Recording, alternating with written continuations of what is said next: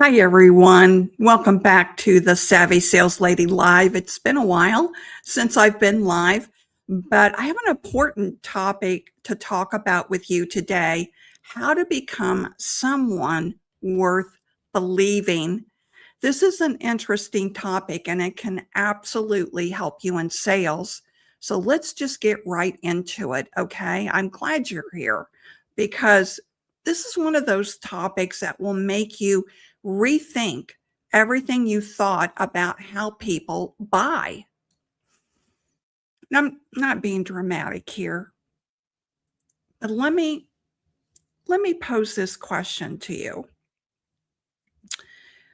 Think about the last time you met someone, maybe a stranger, and within about 60 seconds, you thought, I like this person. You didn't really know why. You hadn't had much of a conversation with them and you hadn't had a chance to review their LinkedIn profile. You just felt it. Now flip that. Think about the last time you were in a sales conversation and the prospect just seemed closed, arms folded, short answers, checking their watch.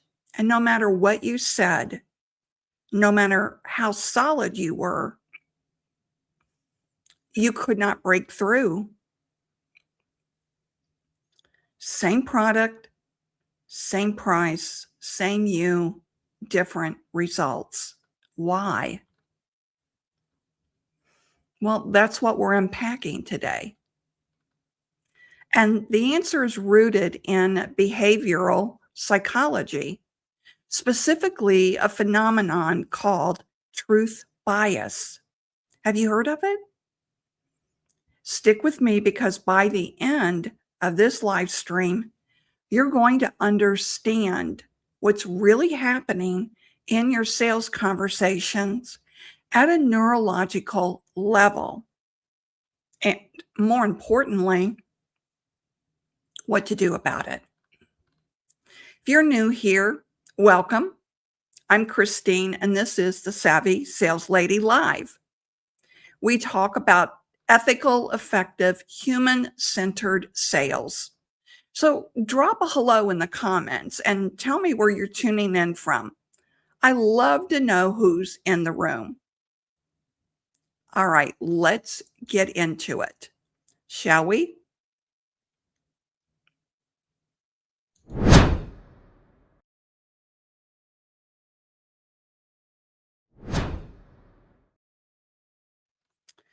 So let's start with the foundation. What is truth bias? What is it?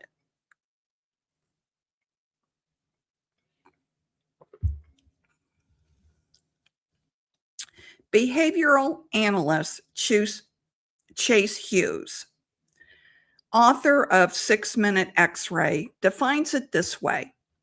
He writes that truth bias is the phenomenon where when we like someone, even just a little, our brains make a decision without our knowledge to see only truth. You can say it's scanning when you meet someone new. So the brain has deceptive indicators and warnings. And these deceptive indicators and warnings are deleted from the memory of experiences with people.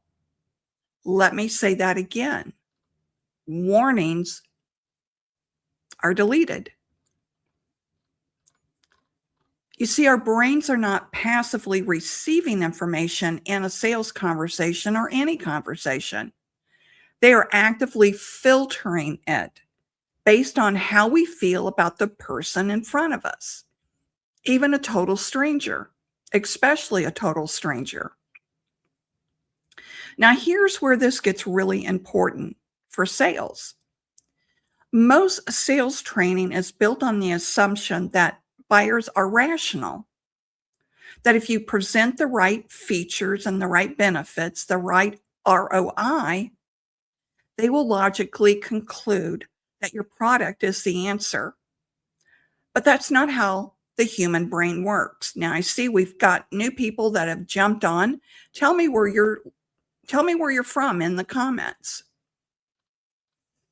Neuroscientist Antonio Damasio spent decades studying patients who had damage to the emotional centers of their brains. These patients could reason perfectly. Their logic was intact, but they could not make decisions because decision-making is not a logical process. It is an emotional one that gets justified with logic afterwards. So when your buyer is sitting across from you or on that Zoom call or team meeting, their brain is not running a cost-benefit analysis. It's not doing that. It is running a threat assessment. It's asking, do I feel safe with this person? Can I trust this person? And based on that answer, it's either opening the door or it's locking it. Truth bias is what happens when the door opens. When your buyer likes you, even just a little, their brain relaxes. It stops scanning for danger. It stops looking for the catch.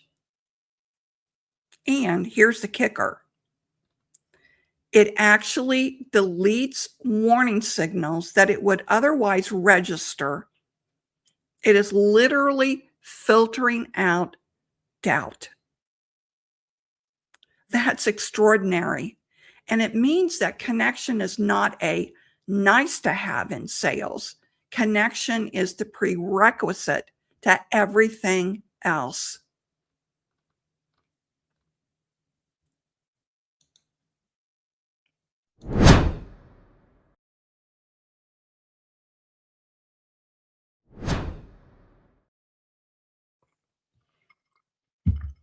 Let's talk about 2 reps, 1 script. Okay. So let me give you a scenario that I think every single one of you has experienced in some form.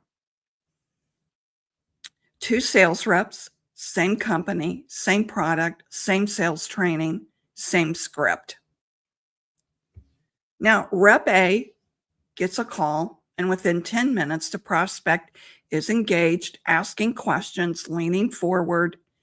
The deal closes. Rep B gets on the call, says virtually the same words, and the prospect goes cold. Maybe they say they need to think about it, or maybe they ghost entirely and the deal dies. What happened?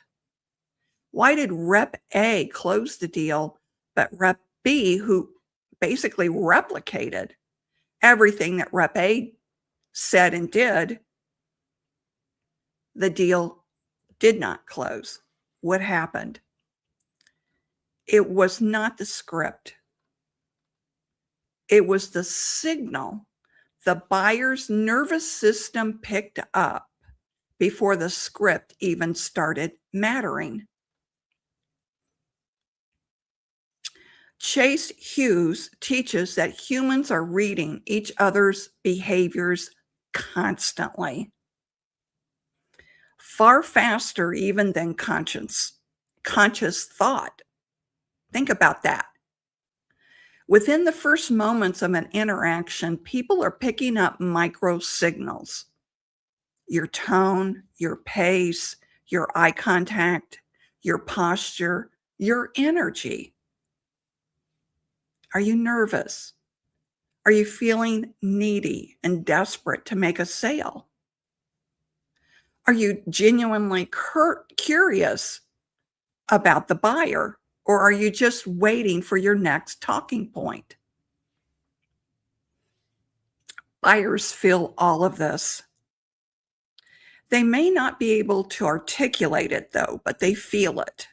They know something's not right, and they may not feel safe or trust you. Their nervous system is scoring you in real time. And they may be totally unaware of that, but it's happening. And you do it too.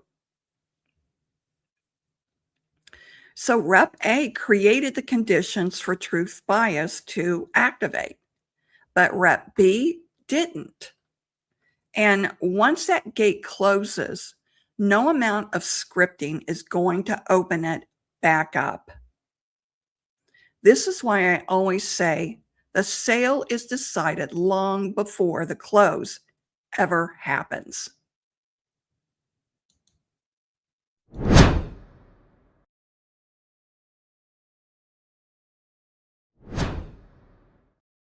Let's talk about the buyer's subconscious question, okay?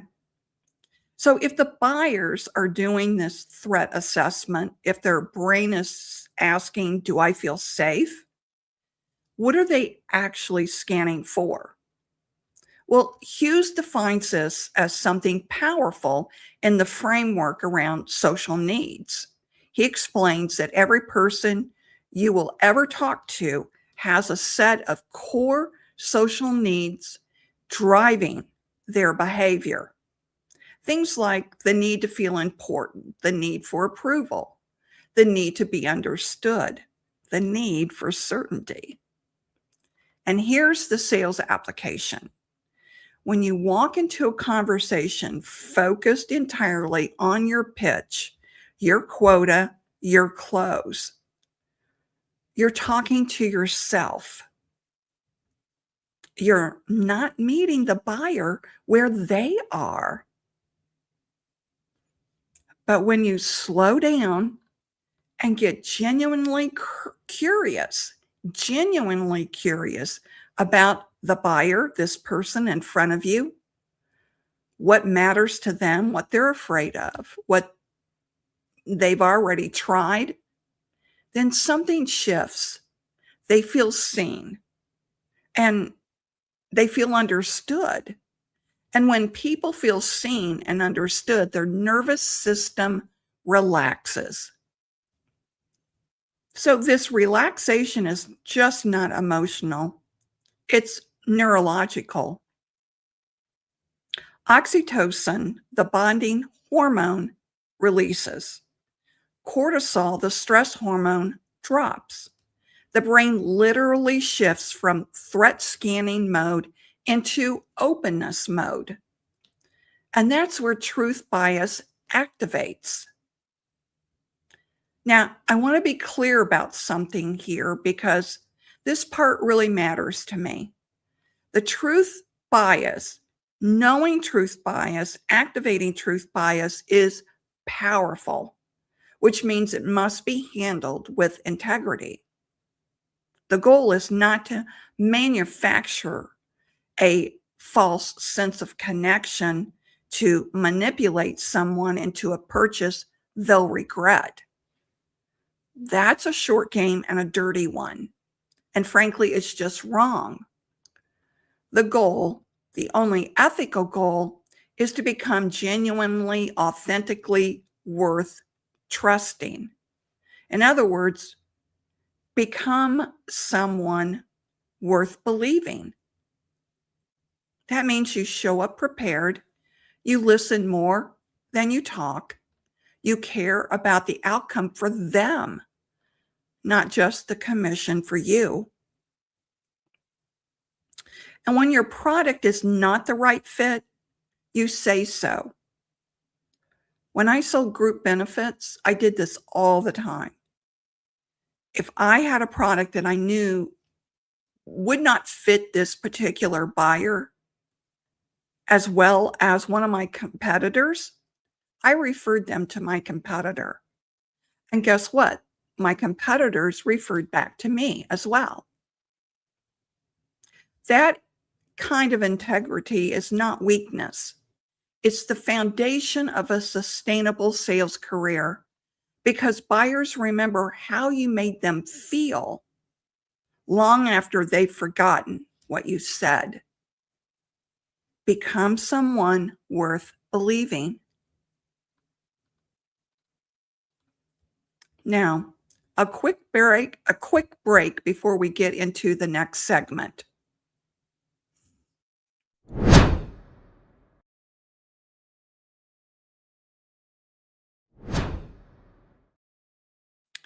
Okay, what creates connection? All right, that's really what you want to know. So let's get tactical because I know some of you are thinking, Christine, this is great in theory, but how do I actually do this? All right, here they are. There's 5 practical things you can start doing right away. And this all activates truth bias the right way through genuine connection. The first one is to arrive curious, not armed. Now, what do I mean by that? Most reps show up on a sales call armed with their pitch, their objection responses, their close, their talking points. Flip that. Show up curious. What do I not yet know about this person? What problem are they really trying to solve? What have they already tried that didn't work? Do you know all those questions before going into that call? If you don't, these are some of the things you need to think about and ask the buyer. Curiosity signals safety. It tells the buyer's brain, this person is here for me, not for themselves. Okay, this next one, number 2, is important, and not enough people really pay attention to this.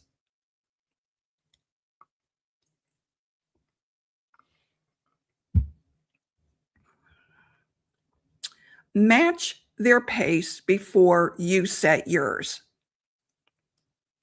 This comes straight from behavioral science. If your buyer is speaking slowly and thoughtfully, and you come in fast and high energy, you're going to create friction. And that buyer will put up a wall, even if your words are great. Mirror their pace first. Let them feel met. Then you can gently lead. Number 2, and this is really important, use their words, not yours. Now, this is something Hugh addresses in his framework on language mirroring. When a buyer uses a specific phrase to describe their problem, use that phrase back to them. This is so important. Let me say that again. When a buyer uses a specific phrase to describe their problem, use that phrase back to them. Don't translate it into your language.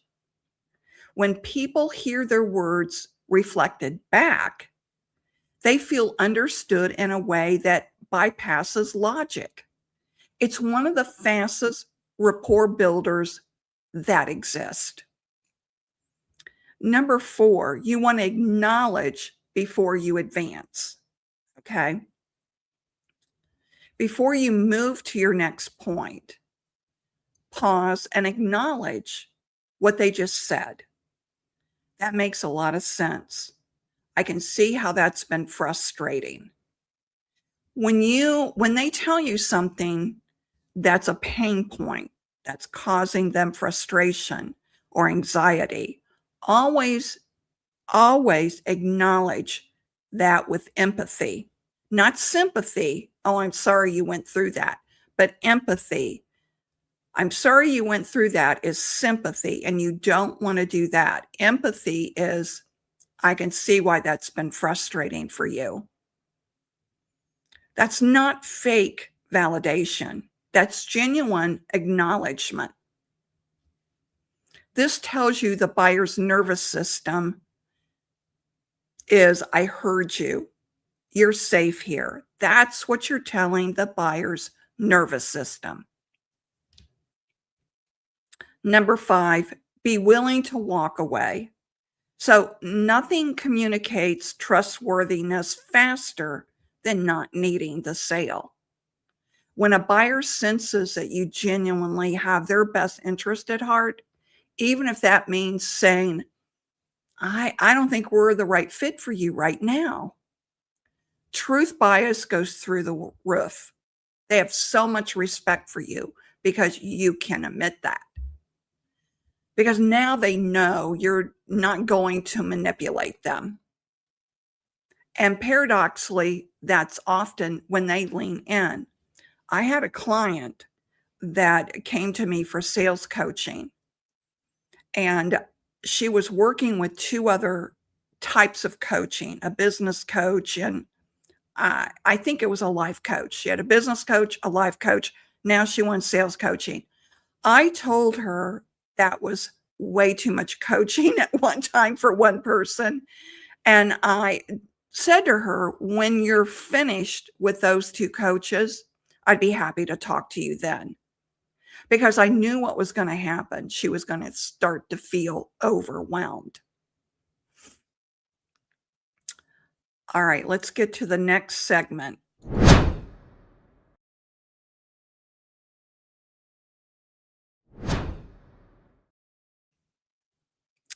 So I want to come back to the integrity piece because integrity is imperative.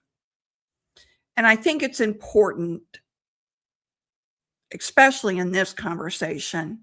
And unfortunately, it's neglected in mainstream sales training. There's a version of everything I've shared today that can be used manipulatively. Everything I shared with you today can be used manipulatively. And people do use it that way. You know, I bet sales reps that use manipulation. They learn rapport techniques and then use them to lower someone's guard so they can push a product that isn't right for them. They manufacture warmth they don't actually feel. They fake curiosity as a step up for a pitch. Those are all signals your buyer will pick up on that you're not authentic. That's not what I'm teaching. That's not what I stand for. And honestly, it's bad business to do those things. Because here's what manipulative sales creates: a customer who feels taken advantage of, a customer who tells their friends not to do business with you, a reputation that eventually catches up with you. That's what happens. But ethical sales, sales rooted in genuine connection and genuine care, creates something totally different. It creates advocacy. They'll advocate for you. It creates referrals. They'll give you referrals. It creates a career you can be proud of.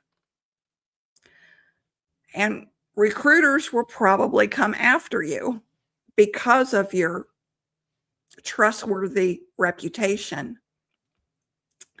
I think about it this way.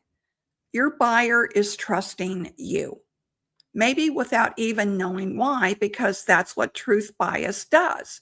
It creates trust that precedes full information. That trust is a gift, and gifts come with responsibility. So the question I want to leave you with is this, and I want you to really sit with this. Would you buy from you? Not your pitch, not your product, but you. Would you trust you?